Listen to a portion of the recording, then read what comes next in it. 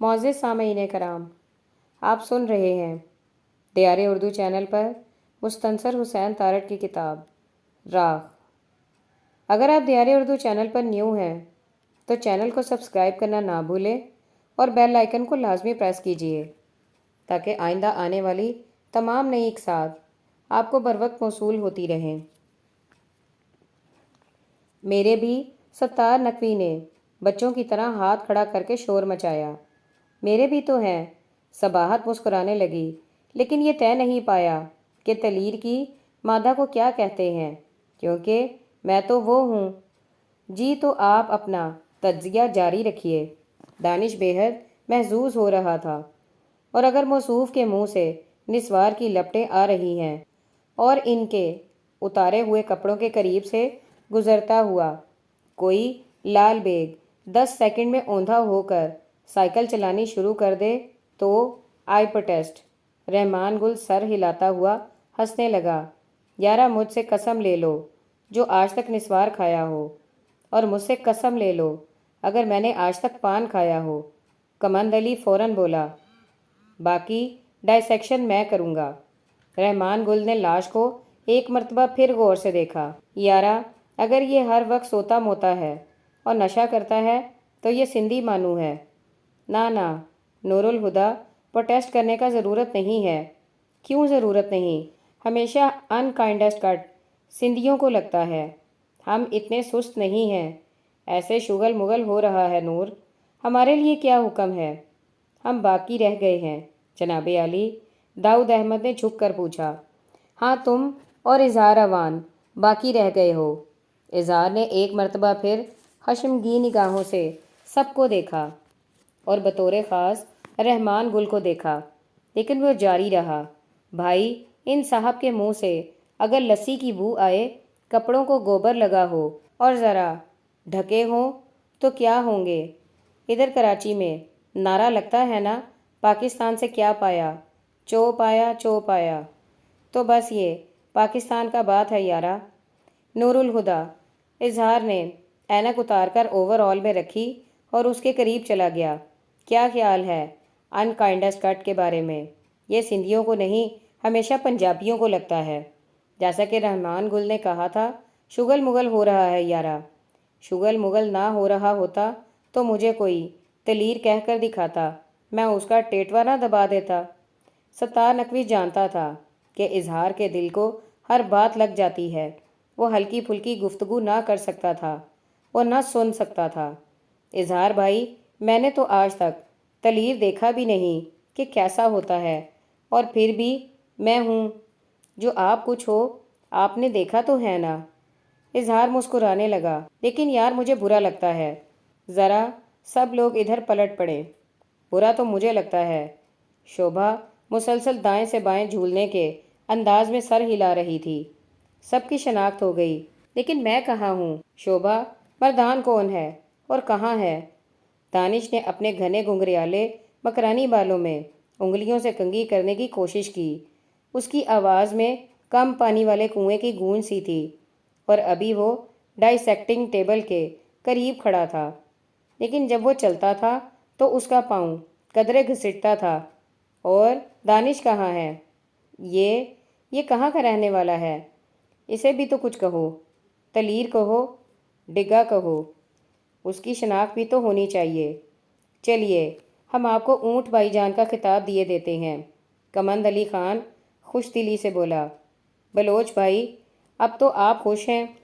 اونٹ بھائی جان کے لیے کائنڈسٹ کٹ آف دیم آل، اظہار نے صرف اپنے آپ سے کہا۔ شوبھا اب بھی کسی ملنگ کی طرح جھومنے کے انداز میں دائیں سے بائیں سر ہلائے چلی جا رہی تھی۔ میں نے گزارش کی تھی کہ سب لوگ میری جانب ذرا پلٹ پڑیں۔ سب کا فیصلہ ہو گیا، لیکن میں منتظر ہوں۔ تم جانتی ہو کہ تمہارے بارے میں کیا فیصلہ ہو چکا ہے، لیکن تم اسے بار بار سننا چاہتی ہو۔ اظہار کی آواز صرف شوبھا سنتی تھی۔ تم ہم میں سے نہیں ہو۔ میں شوبھا مردان ہوں۔ جو بھی ہو، ہم میں سے نہیں ہو۔ شوبھا کی آنکھیں بھرنے لگیں۔ شغل مغل ہو رہا ہے شوبھا، رحمان گل ایک بزرگ کی تھپکی ہوئی مشفقانہ آواز میں کہنے لگا۔ اس ملک میں ہر طرف شغل مغل ہو رہا ہے۔ مردے کی طرف دھیان دیں خواتین و حضرات، داؤد احمد نے پھر سنجیدگی سے اعلان کیا، اور ڈائسیکشن سے فارغ ہو کر فارمیلین میں دبویا ہوا کپڑا مردے کے اس زخم پر ضرور رکھ دیجیے گا جو آپ کے ڈائسیکشن چاقو کی وجہ سے ظہور پذیر ہوا ہے، پلیز، ورنہ مردہ مزید اکڑ جائے گا، اور اللہ تعالیٰ کو تکبر پسند نہیں۔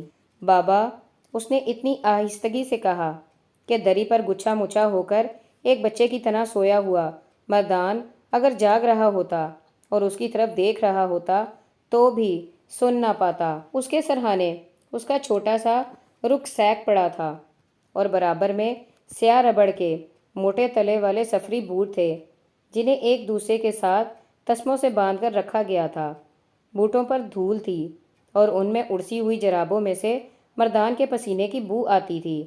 بابا، وہ اس کے پاس بیٹھ گئی اور اس نے جھک کر اس کے کان میں کہا، اور وہ جیسے اسی آواز کا منتظر تھا۔ اس نے صرف ایک آنکھ کھولی اور مسکرا دیا، ہیلو شوبھا، اور اپنے دونوں بازو اس کی جانب پھیلا دیے۔ شوبھا اپنا منہ اس کے کان سے ماتھے تک لے آئی اور اسے چوما۔ سفر کی دھول اور تھکاوٹ اس کے ہونٹوں میں اتری اور وہ بھیگتی آنکھوں کے ساتھ مسکرائی۔ صرف ابر اور ہوا کیا چیز ہے؟ نہیں، بلکہ انسان اور رگوں میں دوڑتے ہوئے لہو کے آپ قائل ہیں یا نہیں؟ لیکن یہ کیا ہے؟ یہ جو اس انسان کے بدن میں بنانے والے نے کیا کیا گوشے بنائے ہیں جو کسی شکل کو دیکھ کر نرم ہوتے ہیں، پگھلتے ہیں، اور یہ احساس جب بدن میں چل رہا ہوتا ہے تو وہ کیفیت کیسے کسی بیان میں آ سکتی ہے؟ شوبھا کے لیے مردان صرف ایک باپ نہ تھا، ایک باغ بہارا تھا جس میں سدا بلبل بولتی تھی اور وہ سدا اس میں رہتی تھی۔ اس نے دیر تک اپنے ماتھے پر شوبھا کے ہونٹوں کی نمی کی خوش نصیبی کو محسوس کیا اور پھر اٹھا اور اس کے سامنے آلتی پالتی مار کر بیٹھ گیا۔ مجھے دیکھ کر تم تو حیران پریشان اور جنگل بیابان ہیں شوبھا؟ اس نے اپنے بازوؤں سے پکڑ کر گہری الفت سے جھنجھوڑا اور وہ ہنسنے لگی، اور اس کی ہنسی کمرے سے نکل کر دور تک گئی، اور اگر یہ 7 کمروں والی کوٹھی ہوتی تو اس کی آواز سے شیشم اور جامن میں بیٹھے پرندے دم بھر کے لیے ٹھٹکتے۔ ہاں، یہ ہے کہ کہیں نہ کہیں ایک مشابہت تھی مشاہد کی اس ہنسی میں جب وہ مردان کو دیکھتا تھا اور اس ہنسی میں جب شوبھا اسے دیکھتی تھی۔ کیا ایک ہی شخص کی محبت میں گرفتار ایک نوجوان لڑکی اور ایک مڈل ایجڈ شخص کی آواز مسرت کے لمحوں میں ایک جیسی ہو جاتی ہے؟ ہاں بابا، میں تو حیران پریشان۔ میں اور بیٹ مین بشیر آج صبح باہر سیڑھیوں پر دیر تک بیٹھے رہے، آپ کا انتظار کرتے رہے، پھر مجھے کالج سے دیر ہو رہی تھی اور میں چلی گئی۔ پتہ ہے مجھے دیر کیوں ہوئی؟ مردان کے چہرے پر کہیں بھی اب نیند یا تھکاوٹ کا شائبہ تک نہ تھا۔ اس نے رک سیک کا سٹریپ کھولا اور اسے دری پر الٹا دیا۔ جیسے لوگ میلے سے چھوٹی چھوٹی دل کو لبھانے والی چیزیں لاتے ہیں، ایسے بہت ساری چیزیں دری پر بکھر گئیں۔ یہ سب تمہارے لیے ہے۔ سون حلوے کے پیکٹ، لکڑی کی رانگلی، مدھانی، گگو گھوڑے، افغانی زیور اور رنگین دھاگوں والے لمبے لمبے پراندے۔ یہ کہاں سے لائے ہیں؟ شوبھا نے ان چیزوں کی طرف دیکھے بغیر پوچھا، کیونکہ وہ صرف مردان کے چہرے پر برستی خوشی کو دیکھ رہی تھی۔ پتہ ہے مجھے دیر کیوں ہوئی؟ اس کی وجہ سے۔ اس نے اس ڈھیر میں سے ایک نہایت نفاست والے کام کا کھسا اٹھایا۔ اس کی صناعی پر حیرت ہوتی تھی اور اسے پاؤں میں پہننے کو جی نہیں چاہتا تھا۔ خانے وال میں کراس تھا۔ ٹرین دیر تک رکی رہی۔ عین اس وقت جب ٹرین حرکت میں آئی اور میں یوں ہی کھڑکی سے باہر دیکھنے لگا تو میں نے کیا دیکھا، ایک سٹال پر بہت سارے کھسے سجے ہوئے، اور میں نے سوچا میں بھی کتنا بے وقوف ہوں، پورا 1 گھنٹہ پلیٹ فارم پر چہل قدمی کرتا رہا، اور میرے ذہن میں ایک تصویر آئی کہ تمہارے پاؤں میں یہ خوش رنگ خصہ ہے اور تم چلتی نہیں ہو کہ یہ خراب نہ ہو جائے۔ بس میں ٹرین سے اتر گیا، چلتی ٹرین سے۔ شوبھا کی آنکھیں ڈر سے سیاہ ہو گئیں۔ ہاں، چلتی ٹرین سے۔ بابا، آپ کیوں اپنا خیال نہیں رکھتے؟ کیوں اس قسم کی حماقتیں کرتے ہیں؟ شوبھا غصے میں آ گئی۔ آپ کا ایک پاؤں بھی اگر اترتے ہوئے کچھ ہو جاتا تو؟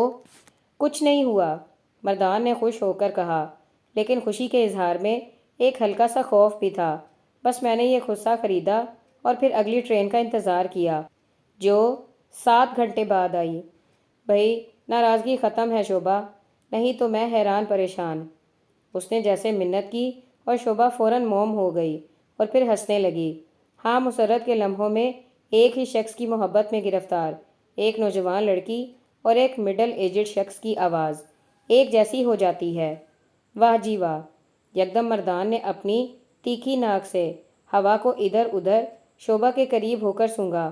بھئی کیسی زبردست خوشبو لگا رکھی ہے! واہ جی واہ! I'm سوری بابا، شوبھا خام خواہ شرمندہ ہونے لگی۔ آج پھر ڈائسیکشن کا پیریڈ تھا۔ فارملین کی بو ہے جس سے لاش کو سوک کرتے ہیں۔ بوچڑ برادری کا کیا حال ہے؟ بچرز اور ان بیسٹ آف اسپرٹس۔ اظہار رحمان، نور الہدیٰ، دانش، کمن علی، داؤد، all the butchers all of them butchers. Who was the butcher of East Pakistan بابا آپ ٹھیک تو ہیں؟ مردان کی بڑبڑاہٹ میں صرف ہاں کا لفظ سنائی دیا۔ بابا چاچا مشاہد کیسے ہیں؟ مشاہد؟ مردان واپس آ گیا۔ ہاں، اس کا خیال ہے کہ 4 مرغابیوں کا خوشی سے کوئی تعلق نہیں۔ یہ چاچا مشاہد کا خیال ہے؟ انڈیڈ، اور ان کا خیال ہے کہ 4 مرغابیوں کا خوشی سے کوئی تعلق نہیں۔ بالکل، 1 شیولر اور 3 نیل سر۔ کیا 3 مرغابیوں کا خوشی سے کوئی تعلق ہے؟